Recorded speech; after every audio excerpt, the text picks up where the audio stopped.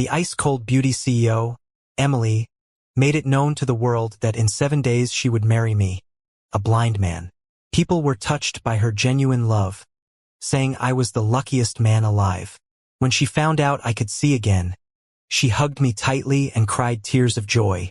She even spent a fortune getting drones to create a sparkling starry sky for me. Underneath the vast stars, she swore she'd be loyal to me for the rest of her life. Paul, we're going to be the most envied couple in the world someday. I forced a smile. Someday? For us, there's no someday. Emily bought a huge cruise ship, inviting all sorts of VIPs just to celebrate my eyes recovering. You are truly blessed to have a woman like her, a nearby caretaker said, full of envy.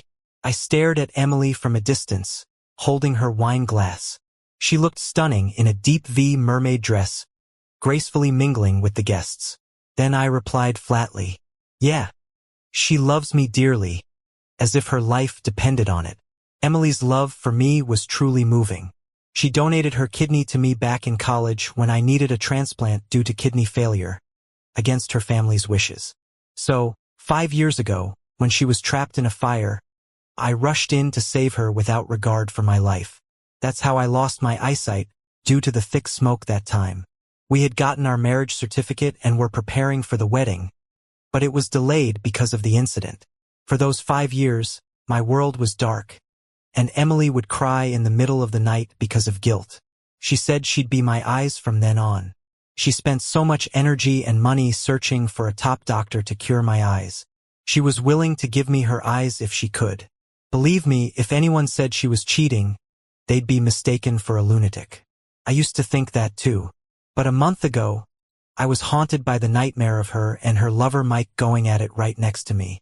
She has no idea that a few months ago my sight came back. The only reason I continued to pretend was that my feelings of disappointment weren't fully formed yet. I wanted to see her betrayal clearly and let go completely. A reporter live streaming the event stopped Emily. Emily, we heard this cruise ship was specially bought for Paul. Is that true? Emily glanced my way, her eyes full of affection. Yes, my husband went blind saving me from a fire, and I promised him that when he recovered, we'd watch the stars and seas together. The crowd erupted with applause, as if we were the ultimate couple in their eyes. Emily looked at me lovingly, and I met her gaze with a bland smile. She thought I was happy with her answer, but she couldn't see the disappointment and resolve to leave deep in my eyes. Afraid she'd sense something off in my gaze, I turned away, took a sip of my red wine. At that moment, the wine's bitterness echoed my heartache. Another guest suddenly asked, Emily, why is the ship named Muhai? Is there a special meaning? Hearing this, my hand trembled, spilling wine everywhere. Emily gave me a guilty look, then calmly explained, this is a sea cruise. Mu means to yearn, so it means yearning for the sea. My husband always loved the sea, saying our hearts should be as wide as the ocean, accepting everything. Another applause followed. I did say one's heart should be as open as the sea, but betrayal? Is that worthy of acceptance? As everyone focused on Emily, I slipped away into a quiet corner. Then I dialed a number. Captain, I agree to join the Arctic Scientific Expedition. The voice on the line was excited. Paul, it's great you've decided this. The country really needs you. We've had our eyes on you for years as a valuable research talent. You always said you'd consider it. You know, the Arctic is extreme, the weather's unpredictable and deadly, and the mission is years long with no contact with the outside world. Make sure you think it through. I was firm. I request permission. Captain. Sighing, he reluctantly agreed. This is a confidential affair. Your wedding is coming up. How will you explain to Emily? A bitter smile spread on my face. If I'm planning to leave her forever, what's to explain? If it weren't for her, maybe I couldn't take life and death lightly or choose such a dangerous path. On the wedding day, when Emily can't find me anywhere, how will she feel? Betrayal deserves punishment. Captain, I have one request. Declare me lost at sea. All right, time's tight. 7 days from now, be at the rendezvous point. I'll share the details later. After hanging up, relief washed over me. I felt lighter than ever. I casually lit a cigarette. That's when I heard someone calling my name. Honey, I've been looking everywhere for you. Hiding here? Emily looked all frazzled. She couldn't find me and was worried sick. This once happened before. My phone died and Emily, desperate to reach me, offered a big reward for anyone who could find me. Back then, I felt happy for a solid month. But now, I just felt numb inside. Seeing her worried face, I waved the cigarette. Just needed a smoke. She smiled, linking her arm with mine. Did you forget what today is? I looked at her, puzzled. She poked my forehead, snuggling up to me. Your own birthday, and you forgot? I had forgotten about it myself. The scent of her, like hawthorn flowers, made my stomach churn. Quietly, I slid away from her embrace. Sorry for worrying you. Ignoring my strangeness, she just smiled. We've been married forever. Why so polite? Let's go cut the cake. She pulled me back to the party, and my phone buzzed along the way. Do you know why the cruise ship is named this? Because I'm the real owner of this ship. Emily gave it to me. Heard it's your birthday today? I'll give you a big surprise. Mike sent 2 messages and a provocative video. It wasn't the first time he'd sent such messages, and it won't be the last. I quickly glanced at them and then turned off the screen. Walking behind Emily, I noticed she was trembling. Are you feeling okay? I'm fine. She slightly bit her red lips, her voice trembling. I looked at her tousled hair and the blush that hadn't faded, and a suspicion arose in my mind. Back at the party, there was a towering 9-layer cake, like a mini tower, drawing gasps from everyone. Just when everyone was waiting for me to blow out the candles, I noticed Emily seemed a bit distracted. Her legs were tightly crossed, and she had a peculiar expression. Paul, wait, I need to use the restroom. Before I could respond, Emily quickly ran off. 5 minutes later, she returned, looking calm. Sorry, I had to rush out. You go ahead and make a wish. She apologized, but she couldn't meet my eyes. I glanced at her newly changed skirt, nodded, closed my eyes for a moment, and then blew out the candles. Emily smiled again. Honey, what did you wish for? I smiled mysteriously. If I tell, it won't come true. She had no idea that my biggest wish was to get away from her forever. In front of everyone, Emily kissed my cheek and took a gift box from an assistant. Look, what gift did I prepare for you? This watch was custom made for you by a master international watchmaker. Took an entire year. When I saw what was in the box, any last hopes I had were shattered. Emily saw my cold expression and got a bit uneasy. What's wrong? You don't like my gift? I forced a smile. Of course I like it. I finally understood what Mike meant by a surprise. In the box was a watch, Emily's worn stockings, and an adult toy. The sticky residue was like a sharp pain in my eyes. It was a surprise too big for me to handle. When I returned to my room to rest, Mike sent another provocative message. What do you think? Satisfied with the surprise I arranged for you? You'd never imagine how the woman who says she loves you could be in private. Every meeting with her, I'll share with you. Paul, you're a complete failure. Emily truly loves me. I turned off the screen and lit a cigarette. Gazing at my reflection in the screen, I remained silent as tears streamed down my face. After being gone for a while, Emily suddenly entered the room. Seeing my red eyes, she quickly hugged me, frightened. What's wrong, honey? Are your eyes uncomfortable again? Her concern didn't seem fake. I looked at the woman who was both familiar and unfamiliar. Right now, she was totally different from the woman in the video. The leftover blush on her face and the kiss marks on her collar revealed she'd been with Mike. I couldn't imagine how she could just have had an affair and then calmly show concern for me. Exhaustion overwhelmed me as I rubbed my aching temples. Nothing, just needs some rest. At night, a rare meteor shower lit up the sky. Emily, excited like a little girl, dragged me to the deck. She made a wish on the shooting stars. I'm Emily, and I love Paul the most in my life. I want to have kids with him and be the happiest bride. Tomorrow we'll pick out the wedding dress. I'm excited and a bit nervous. I watched her serious expression, filled with pain. Her love for me was undeniable, but her betrayal was like a thorn in my heart, bleeding. Our love was like the meteor streaking across the sky, so brilliant yet so brief. After leaving the cruise, we headed to the bridal shop. In the car, Emily held my hand tightly. Every time I quietly pulled away, she held on even tighter, afraid I'd leave her. Seeing I was down, Emily tried to cheer me up with jokes. Usually serious, she'd search the internet for jokes just to make me laugh. Even if they weren't funny, I'd force myself to smile. She could have been a perfect wife. Busy with her company during the day, she'd always be home by 8 p.m., bathing me, having dinner together, and listening to music. In the years I was blind, she formed a habit. Every night before bed, she'd read to me. At sleep time, she'd bring me a hot milk and read tirelessly beside my bed. I felt sorry for her and said reading apps could do the job. But she insisted it wasn't the same. She laughed and said she wanted to be my eyes and that reading to me was just a tiny thing. She wanted to take me around the world, showing me every beautiful place. Thinking of the past while hearing her stiff jokes, I couldn't focus. My mind was a mess. The driver glanced at us through the rearview mirror, smiling contently. "Ma'am, your love with Sir has been the same for 20 years. It's remarkable. Oh, the ring you asked me to fetch is in the storage compartment in the back." Emily seemed oddly nervous. "Are you sure you got the right one?" The driver was sure. "Yes, the receipt had your name."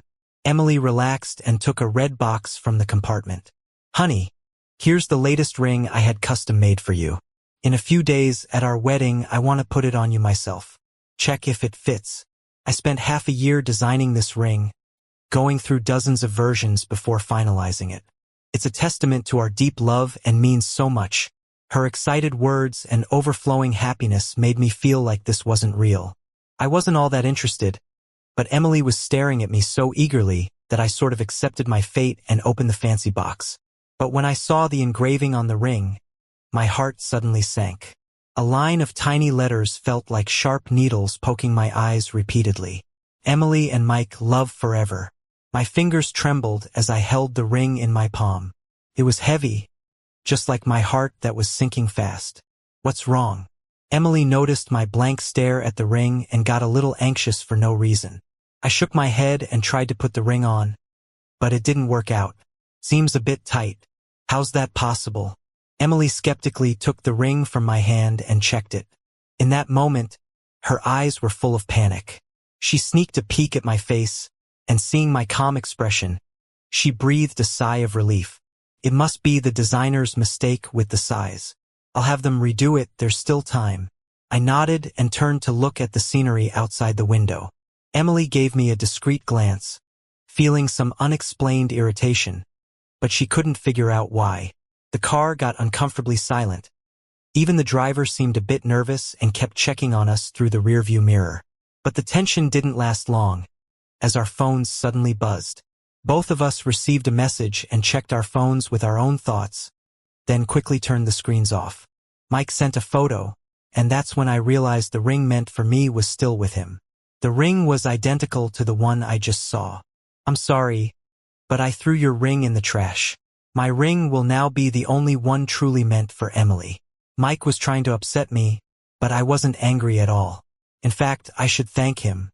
Otherwise, if I got that same ring meant for someone else, I wouldn't know what to do with it. Love isn't something that can be split in two or shared. When we got to the bridal shop, Emily couldn't wait to put on the wedding dress. When she appeared in front of me in a flawless white gown, I felt a bit dazed. Back in college, when Emily took on a bridal ad, I was there while she shot pictures in a wedding dress.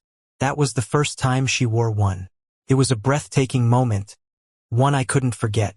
Since then, I always dreamed of her wearing a wedding dress to marry me happily. But now, that dream has just turned into disappointment.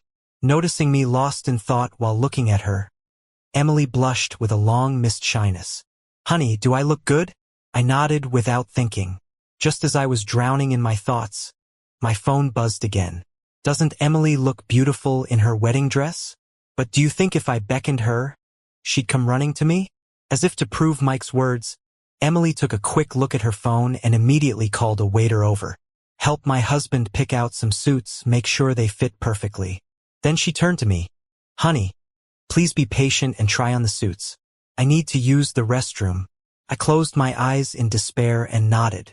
Watching her lift her skirt and hurry away, I couldn't help but mock myself.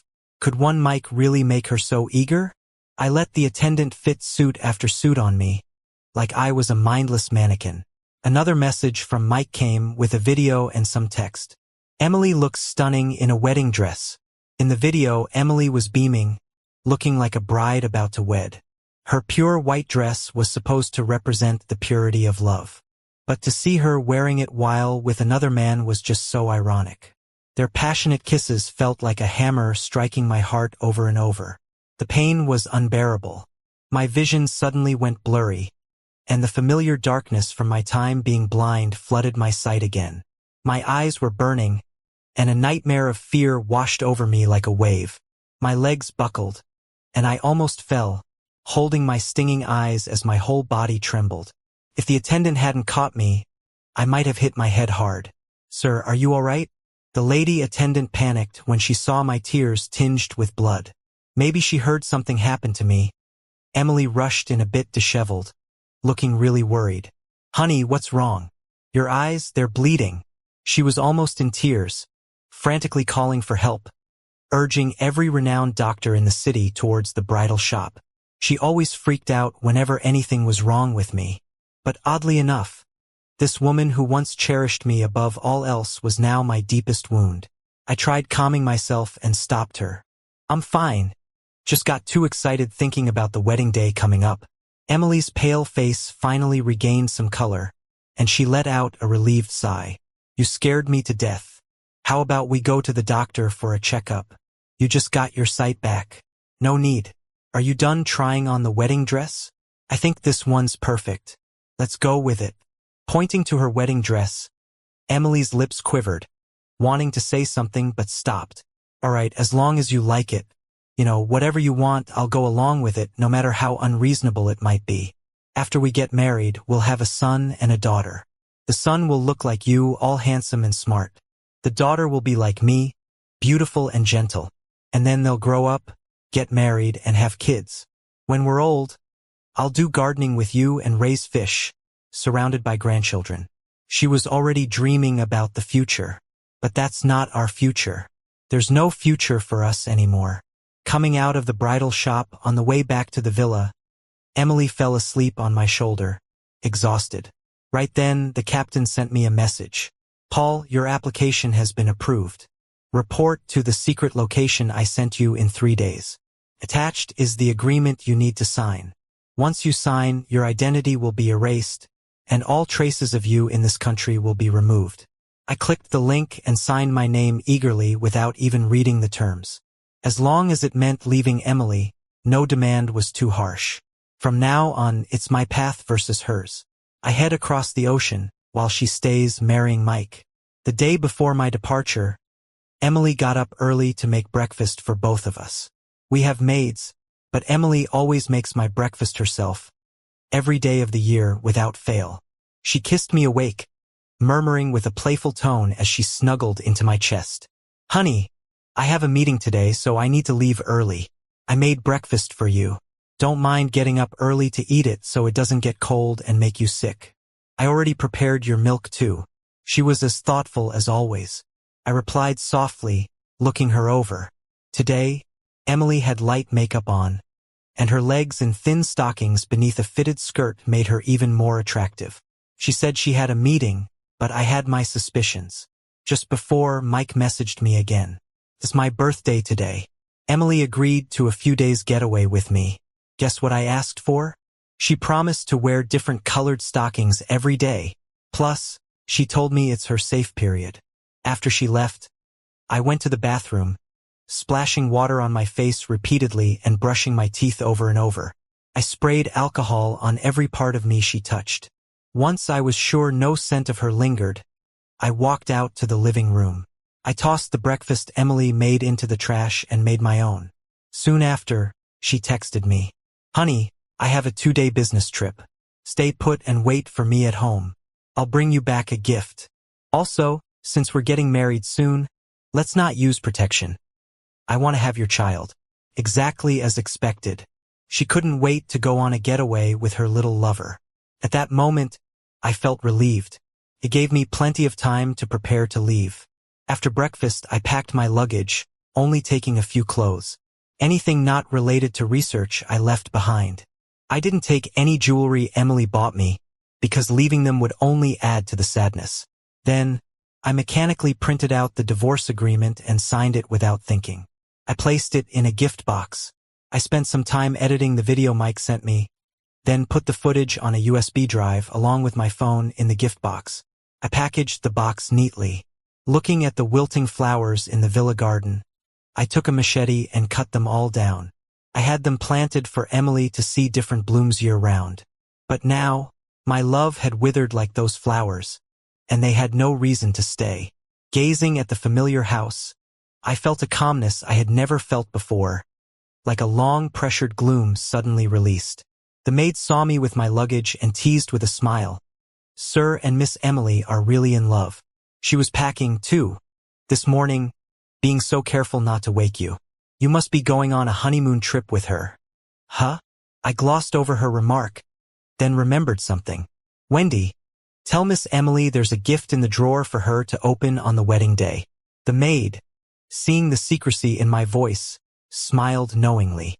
"Ah, little romantic gestures between you two, I understand."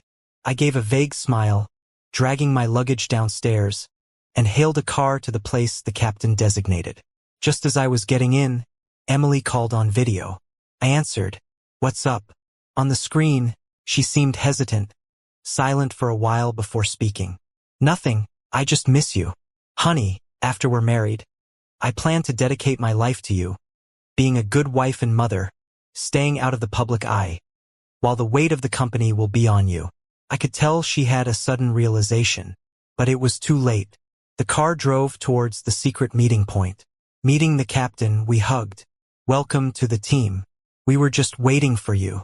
Are you sure you don't want to tell your fiancé anything?" The captain noticed my unnerving calmness, sensing something had happened.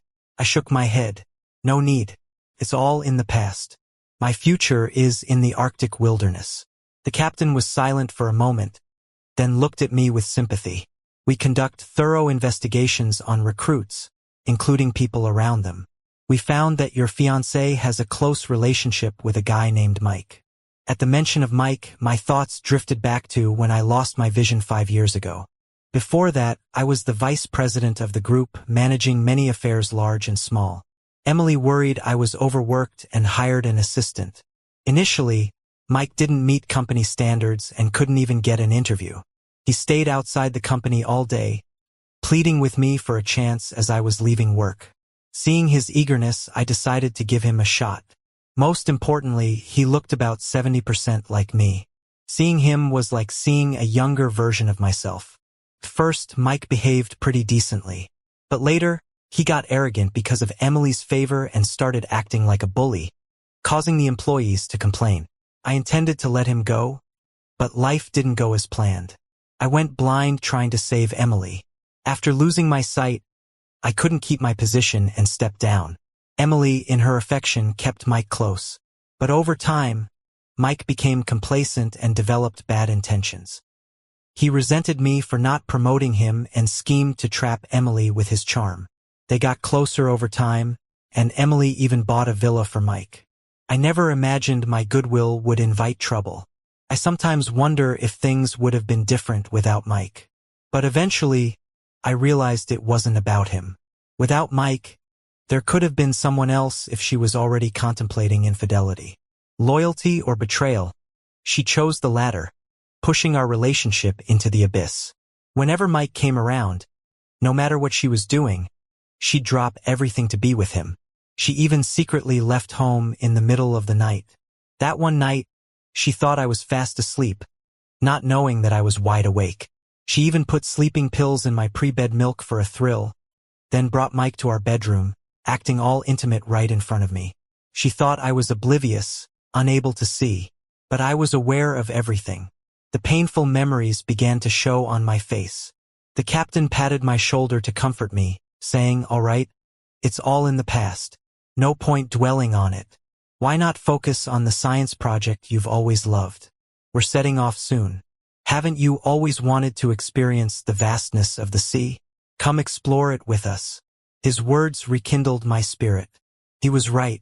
The past is behind, and a new future is what I should pursue for the rest of my life. My identity is now erased, and Paul no longer exists in this world. Emily can drown in her endless regrets.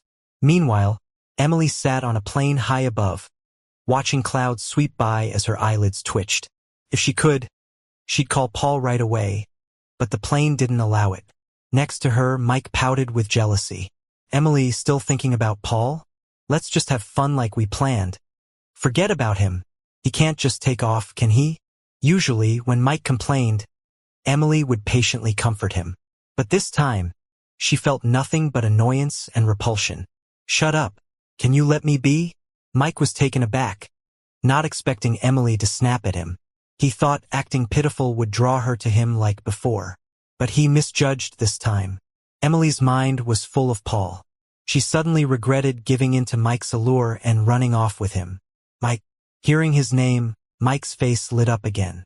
I knew you wouldn't stay mad. But Emily ignored his grumbling and coldly said, Once the plane lands, I'm heading back. I'm not going on this trip with you. Let me ask again, Paul doesn't know about us, right? Seeing her fierce look, Mike shivered. He didn't dare admit the truth and faked a calm smile. No way, I wouldn't dare. Good, Emily warned sternly.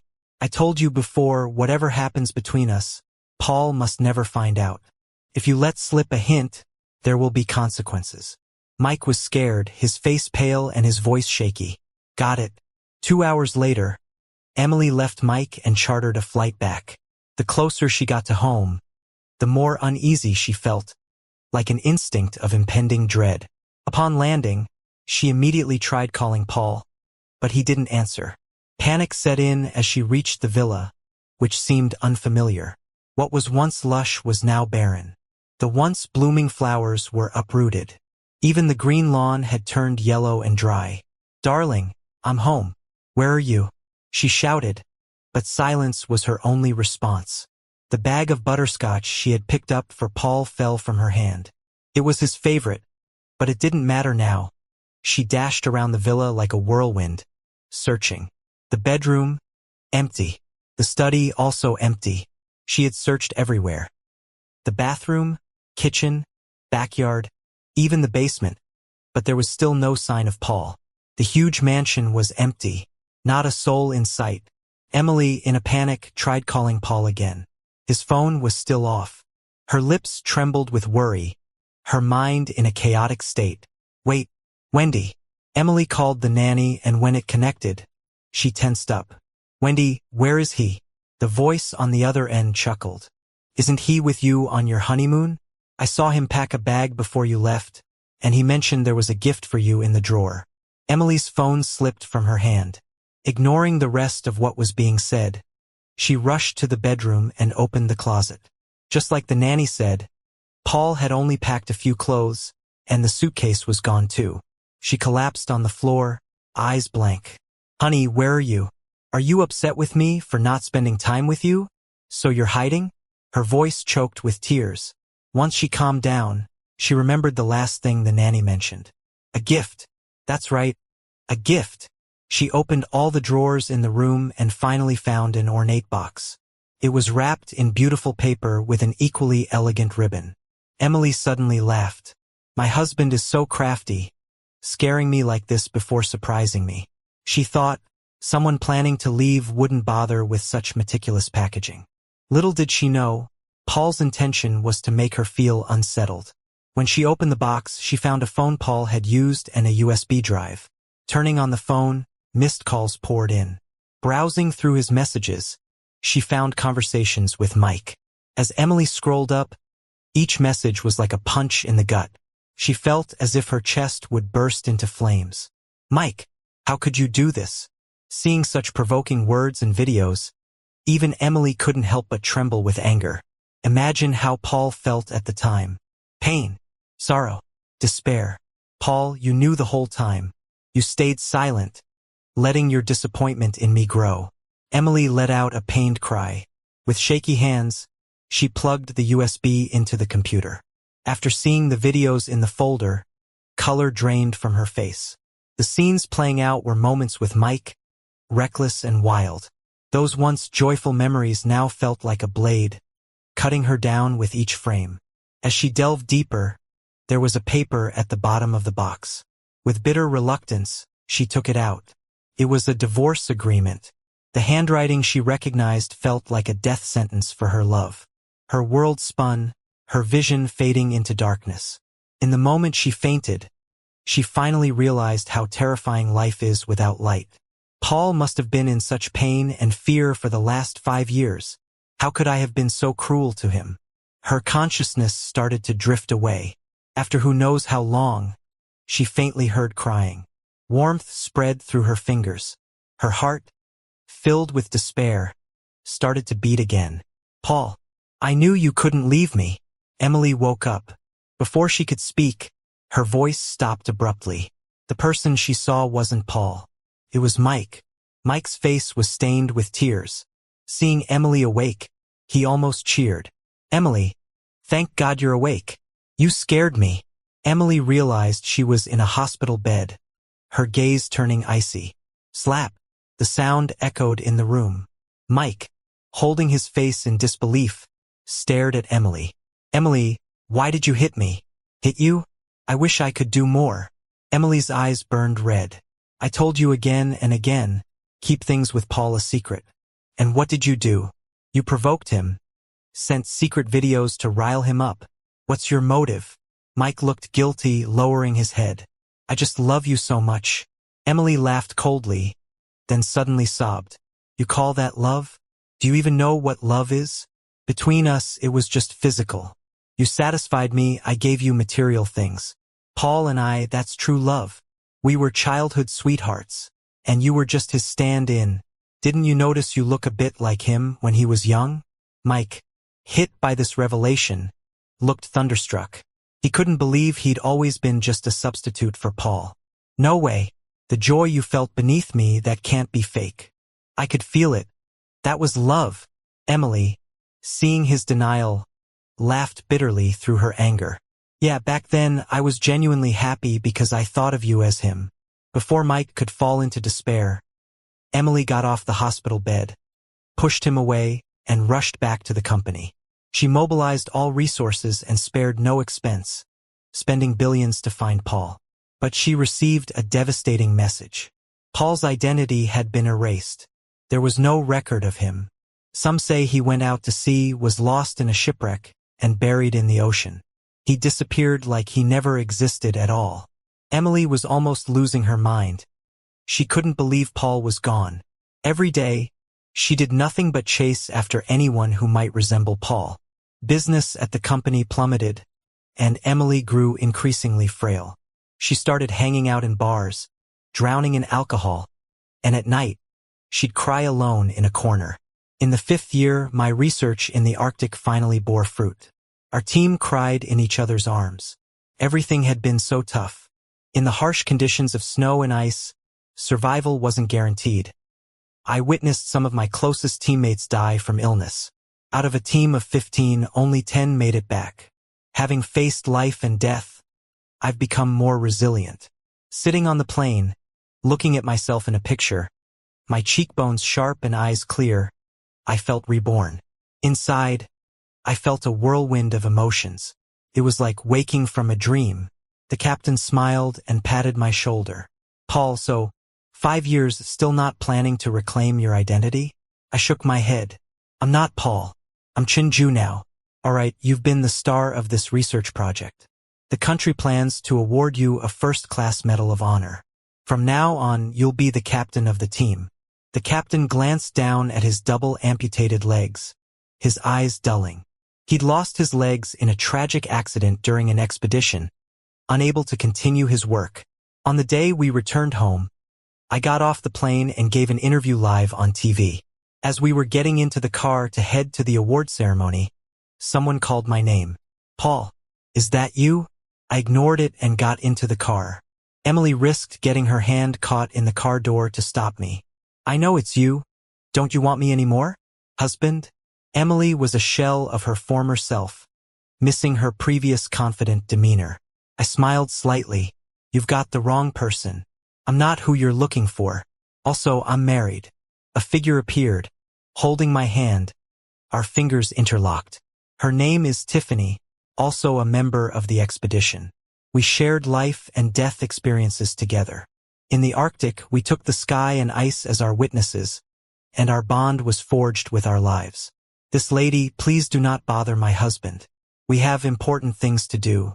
With a wave, Tiffany had security pull Emily away. No way. He's my Paul. She screamed, tears filling her eyes. I showed no emotion, resolutely getting in the car. Paul, don't leave me. I regret it. I know I was wrong. Her voice faded away. Beside me, Tiffany held my hand tight and smiled. Any regrets? I nodded. Yes, I regret not meeting you sooner. She smiled brightly. That day, I received the nation's highest honor. Not long after, I got assigned to a new task. As we were leaving, I heard some dreadful news. Emily had tried to kill herself by cutting her wrists with a blade.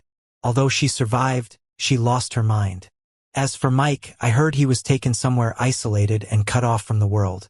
Inside me, I felt no waves, only the excitement and ambition for a new future.